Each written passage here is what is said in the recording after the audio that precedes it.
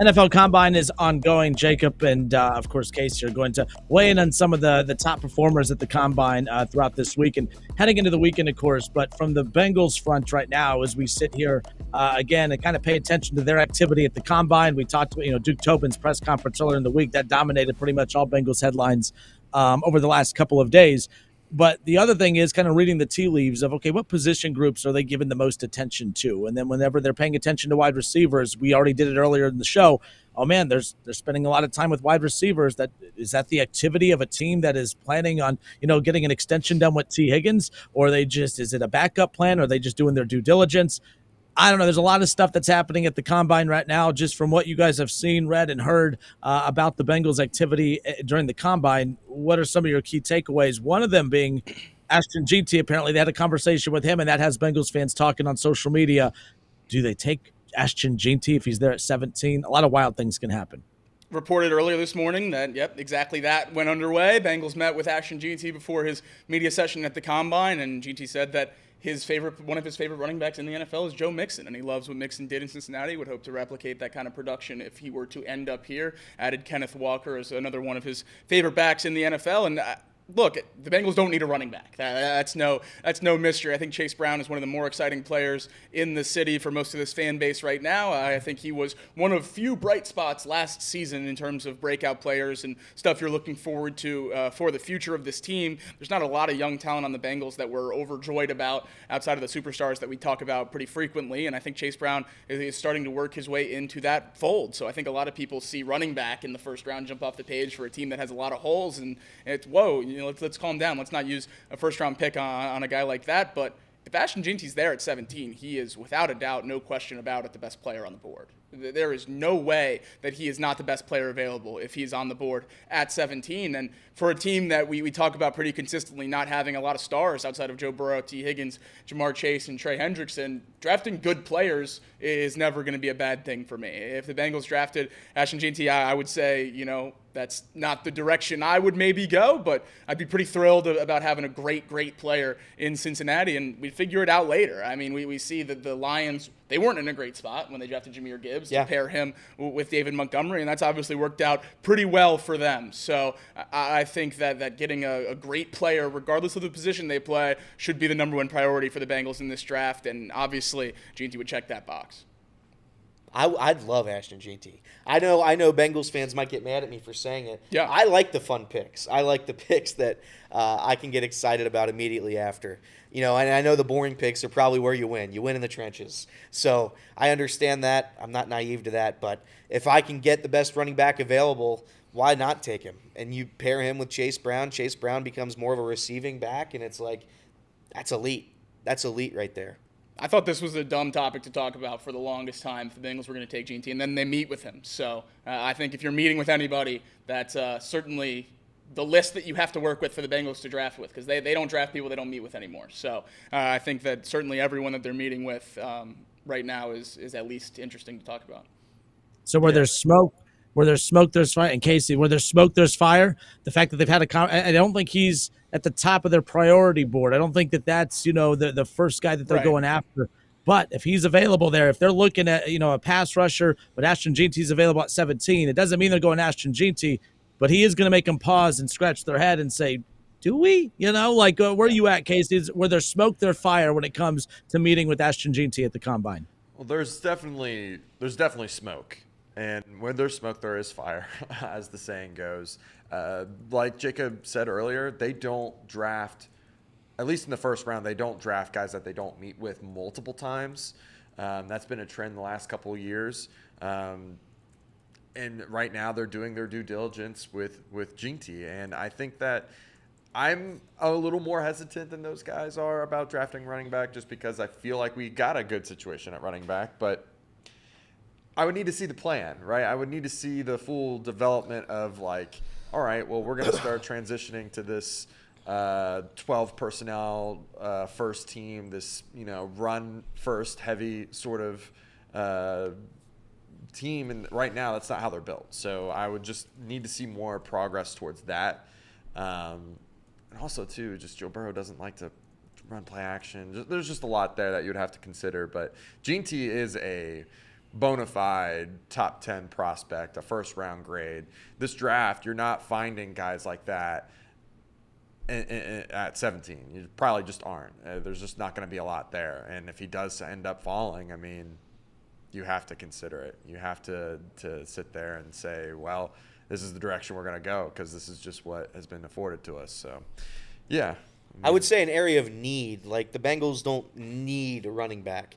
You know, they need a tight end at this very second if you're not going to bring back Mike Gesicki. They need a wide receiver if you're not going to bring back T. Higgins. You need major help all around the defense. I mean, you can pick and choose whichever defensive position you want there. And I think you still need a little bit of help on the offensive line. You don't need a running back. That's why everybody's having would have a little bit of issue with drafting Ashton Jeanty, because out of all the needs, he probably ranks second last, and that's only to the quarterback position. The running back for the Bengals? Tackle. Yeah, if they drafted running back, what's crazy is like they have such a hole at tight end that they're probably drafting tight end at that second pick too, which is like doubling down on offense. So it's just like you draft Jeanty, you're probably transitioning your offense into something more, like I said, the 12 base personnel, 13. Yeah. And it's just, I don't know if they're willing to do that. No schematic questions matter at all to me. If you're picking 17 and you have a great player on the board, take a great player. Figure it out later. There's not great players on the Bengals roster. There's just not. We don't have a lot of them. So if you can get a great player and get him the ball. I think it's pretty simple. I think that's how you end up with Jamar Chase when everyone in the world thought you should take Penei Sewell. You have a great player, you take him, and you figure it out. And that's the route. Is running back a need? Far, far from it. I've said for months that my nightmare is the Bengals draft for need. So you got to just take the best player. We're going to hear it when we talk a little bit later or I guess next week because it's over the weekend. But the offensive lineman work out over the weekend. A guy that I absolutely love for the Bengals at 17, potentially in this draft, pending a lot of those numbers, is Tyler Booker, the guard from Alabama. And it's not because I necessarily think he's a bona fide first-round pick, but I think he's the best guard in the class. And I think he's immediate impact as the number one player at a position. And I think drafting the number one player at a given position in a draft class holds a lot more weight than a lot of people are willing to give it credit for. Because at the end of the day, if we're sitting there at 17, Reed brought this point up when he was hosting the show a little bit ago now. If you're sitting there at 17, best case scenario, you're drafting edge, 4 or 5? Yeah. You're drafting tackle 5 or 6. Go get guard 1. Go get running back 1. Go get safety 1. Go get Jihad Campbell, linebacker 1. Go get the best player at their position in the draft class because the Bengals don't have enough great players. That's why we talk about the extensions of T. Higgins, Jamar Chase, Trey Hendrickson making a lot of sense. You look at the Bengals roster, who else are you extending? Who else is young and talented that you're exciting about pouring a lot of money into? So if you get a player that you think can be a crucial piece of this team for a long time, regardless of the position they play, sign me up and we'll figure out how to use great players. Yeah, and look, we had the discussion either earlier in the week or last week about who are the Bengals expectation-wise. Like, I think it was yesterday, NFC or AFC championship or bust, AFC North or bust, Super Bowl or bust. Everyone agreed that this is a team that is not just playoff or bust, but AFC championship or bust. Like, this is a team that can make a run in the playoffs, right? Like, they're closer than you think. So when we bring up all the needs that this team has, I mean, to say that, okay, if you add Ashton Jeanty and he proves to be this running back that is an immediate playmaker and elevates your offense right off the bat. We talked this 9-8 last year with all these needs. Everyone keeps bringing up how bad they were defensively, how bad the offensive line was, all the close losses, how bad this team, they were 9-8 and they missed the playoffs by a game. Ashton Jeanty could be the difference between that. And, to talk about some of the other needs that they have, running back may not be a need. It's just because it's a position you don't prioritize. But do you look at your run game right now and feel like, oh, yeah, we're going to go and we're going to beat some teams with our run game? Ashton Jeanty will give you another element, another layer in your offense that we could go beat teams with our run game. We just haven't had the running back to go beat teams with our run game if we have to. Last year could be a little eye-opening too. Number one passing offense in the league. Your quarterback throws for 4,800 yards, 40 touchdowns. You have a Triple Crown winner wide receiver, and you miss the playoffs. There needs to be some balance in there. You need some defense as well. But again, with the draft and all the money you have in cap space wise, going running back first round doesn't mean you can't improve everywhere else with all the other options that the Bengals have. They have a lot of options. Do I think it should be that their number one priority is Ashton Jeanty? No. But if he's there at 17, I definitely think they're going to step back, scratch their head, and say, "Do we? Should we roll the dice? I'm fascinated That's to see exactly how they should handle it. Their board shouldn't have Ashton Jeanty on it, honestly. They don't need a running back. He shouldn't be on their board. But if the first 16 picks roll down and he's sitting there, think about it. At least entertain the idea. I think that's the main point of all this stuff. The Bengals are entertaining the idea of drafting great players, and that is a big change for me. They've also interviewed Tyler Warren and Colston Loveland before they entered the field workouts today. Those are the two, no doubt, first-round tight ends. We talked about how much tight end might be a need with the injury to Eric All last year. Tyler Warren is do-it-all. He is incredible. Penn State used him as their 6th offensive lineman at points. He played quarterback in high school. He did all their quarterback sneaks. He did goal line quarterback draws. He is one of the most versatile players in the entire class. He plays a position, again, that is not viewed as a primary position, as a primary draft pick position at tight end. He's going to fall down some boards because people are scared to use elite draft prospects or draft picks on a tight end. And after what happened with Kyle Pitts, people are still scared of that. Obviously, Brock Bowers last year will ease some of those concerns. But I think Tyler Warren is a no-doubt slam dunk prospect in this draft class. And if he's there at 17, the Bengals should, again, use the opportunity to take a great player. And no matter what, when we talk about this offense, leaning into the wide receiver thing, of course, with T. Higgins, and if they lose him, they have to lean into that. If they go tight end, they're not taking a tight end in the first round to just use the tight end the way they've been using him up to this point. I feel like if you take a tight end in the first round, you're going to have to incorporate that position more into your offensive scheme. Same thing goes with Ashton Jeanty. I don't think that you draft Ashton Jeanty to remain at the bottom of the NFL in rush attempts on the season. I think that they would change up how they would approach their offensive mentality as well. But also improving defensively keeps the offense off the field a little bit, keeps them fresh, keeps them from having to play from behind every damn game to where Joe Burrow has to drop back 30 or 40 more times than everybody else in the league as well. There's options now at number 17, but I'm just laughing because 2 months ago, Jake, you would have puked at this Ashton Jeanty conversation. So I'm just laughing that we've all grown up. We're all getting older. We're maturing. I like it. No, I think just as the draft process, continues to go through, and we talk about all the extensions and everything, it's important to get great players. And I think that's just kind of where I've resided myself to as we go through all this thing. Take players that I believe can make a difference and help the team win games in year one. And who cares what position that is if I think it's going to be, +2 wins for the Cincinnati Bengals, because +2 wins last year has you in the dance, and who knows what could have happened. So that's where I'm at. I would love a tight end, by the way. I know I didn't tune into that conversation or didn't interject in that conversation. I'd love a tight end. I do think Duke Tobin, when he was talking, I think you guys said it too a little bit. It's, Duke Tobin, any tight end can fit with the Bengals. Mm-hmm. If you wanted to skip that position in the draft, you could, and you can get a serviceable free agent tight end like Mike Gesicki. Hell, even bring Mike Gesicki back. But I do think for the future, it would be really cool to have a pass-catching tight end because it fits so well with this offense, and it works so well with Joe Burrow. I would absolutely love Warren, my guy, our guy, Fannin, at some point. If we get him, if we wait to the 3rd round or 2nd round, whatever he would fall to, I would absolutely love that. I just think that that's going to be a need at some point. We love Eric All here. You guys mentioned it. It's just, debilitating injuries is just not going to be a beneficial thing for the Bengals at all. 3 major injuries.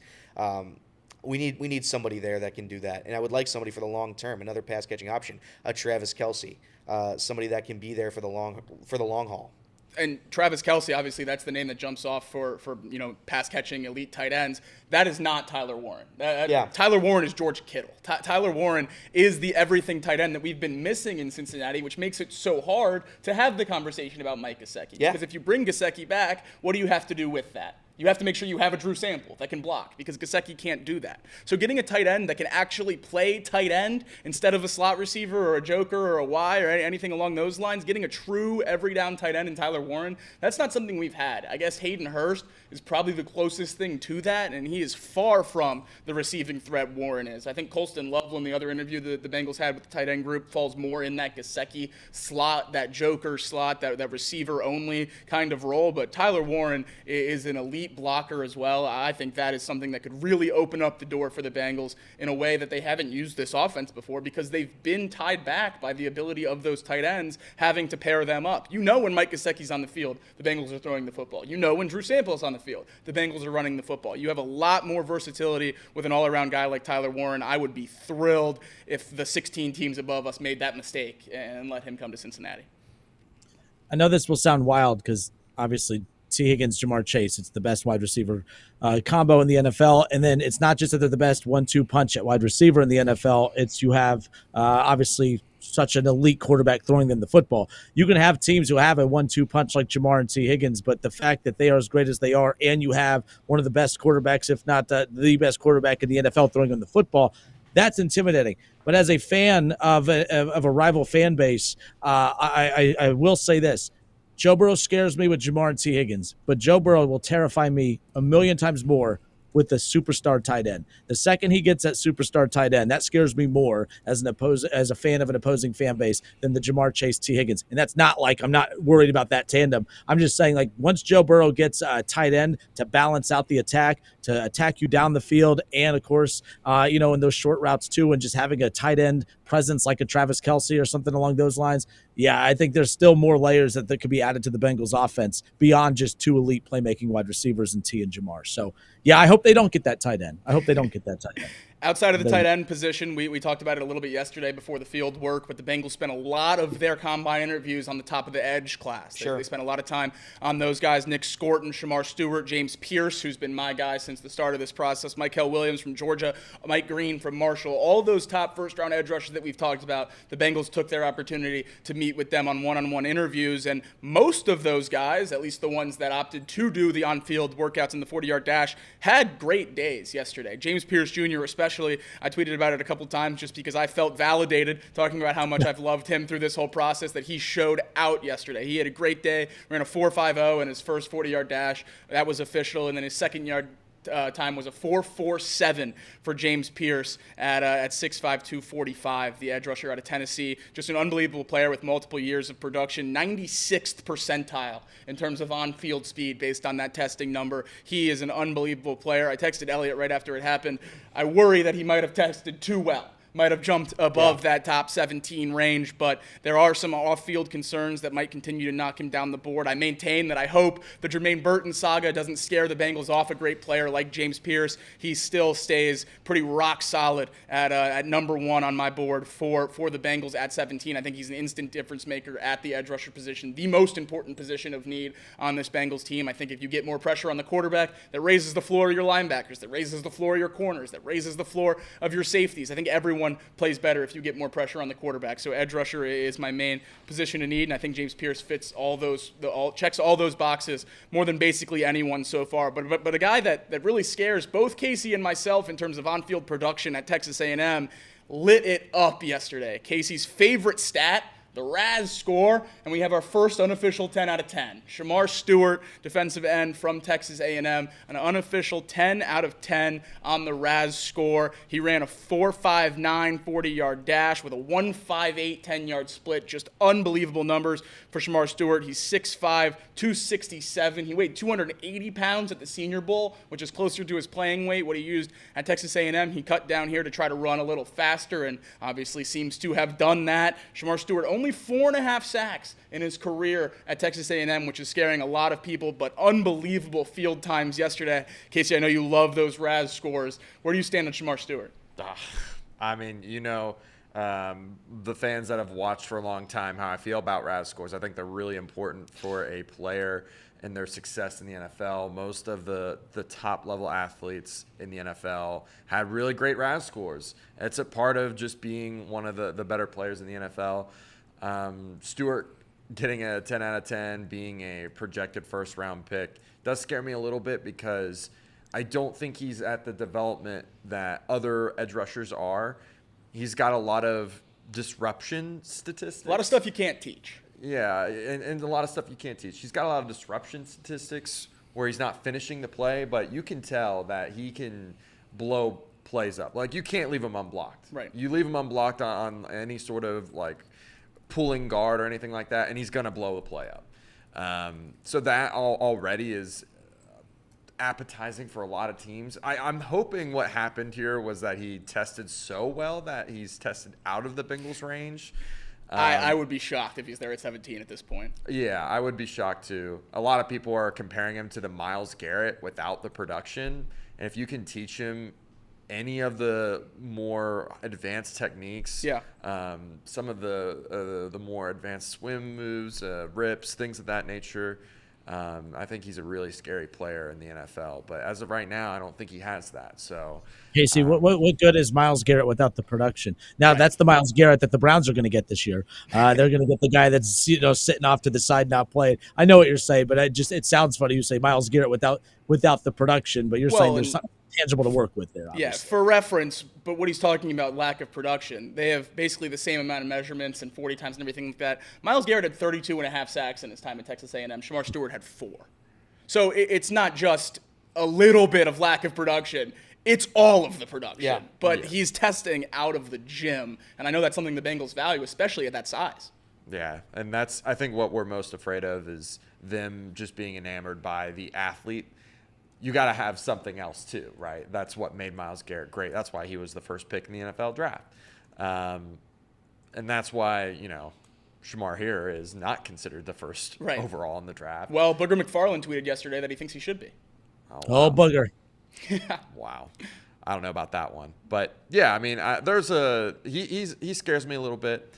There's a couple guys, though, that, like you mentioned before, James Pierce really tested well. He probably tested out of the Bengals range. With the character, depending on how the interviews go, I'm not entirely sure. Yeah, that's the only thing that we would have a little hope on. Right. But what the testing does is it reaffirms what you see on film. Exactly. That's all it does. And if a guy tests crazy and doesn't have a bunch of production, you're like, oh, there's a lot of room to work there. Right. That's why you take a guy, you think you can develop him.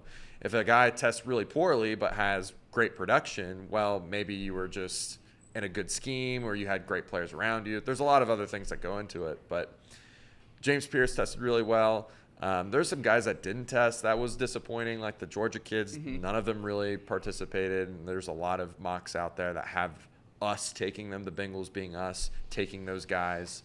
There are a couple later round picks that I was super excited for that were on our graphic that tested well, like the CJ West of the world.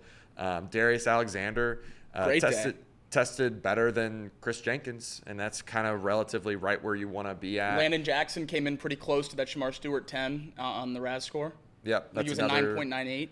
Another edge rusher with that similar size and athleticism that had better production than that guy. Yeah. So, there's a lot of great players at this moment that I'm super excited to talk more about. It's just, we're getting more and more players testing today. Right. Probably safer to break it all down Monday, Tuesday, Wednesday. But for the Bengals' sake, a lot of the more news came from not the test, but this morning, just all the receivers interviews that are and being interviewed. Everything. The last player that tested yesterday that I wanted to point out for the Bengals, potentially at 17, is my guy, Alabama linebacker Jihad Campbell. And most interestingly, I think he falls into that group of Tyler Warren, Ashton Jeanty in terms of off-ball linebacker is not that premier position, so you're worried about using, pick 17 on an off-ball linebacker. Well, Jihad Campbell yesterday, after going through the linebacker drills, he's the consensus number 1 linebacker in the draft. I think everyone pretty much agrees on that front, but the scouts asked him to hang out afterwards and go through edge rusher drills. Against LSU this year, Jihad Campbell had 4.5 sacks. So he's more than productive off the edge. He was a 5-star edge rusher coming out of high school. He got to Alabama, and wouldn't you know it, 2 guys by the name of Will Anderson and Dallas Turner, 2 top 15 picks in the NFL draft, were rushing off the edge. And Alabama said, we got to get this guy on the field. Right. They move him to off-ball linebacker, and he has a wonderful career there. If he's able to rush the passer, and the Bengals or any team is able to draft the guy who's the best off-ball linebacker in the draft and a top 5 or so edge rusher in the draft, you're getting maybe one of the best players in the draft. I think Jihad Campbell matches pretty perfectly, and it's going to sound like an out there comp, matches pretty perfectly with Micah Parsons. With his versatility off ball and rushing the passer, I think the size plays on the line of scrimmage in the NFL. He drops well into zones and in man coverage. I think Jihad Campbell is one of the best players in this entire draft class. Would be over the moon if the Bengals drafted him as well. But again, one of those guys who had too good of a day yesterday on the field might be getting above that range. And the thing, too, is it goes into that conversation of get the best player at, Exactly. at a certain position. If Exactly. it's guard, if it's linebacker, if it's tight end, yeah, I mean, I'm all in on Jihad Campbell. I think what you see from him is very eerily similar to Micah Parsons, and a guy that can do a lot of different things, and a style of play that we don't currently have on this team that is going to be needed. We need a guy that can play that Joker-type role. That can be able to rush, that can drop back into coverage. Jihad Campbell makes a lot of sense. For sure.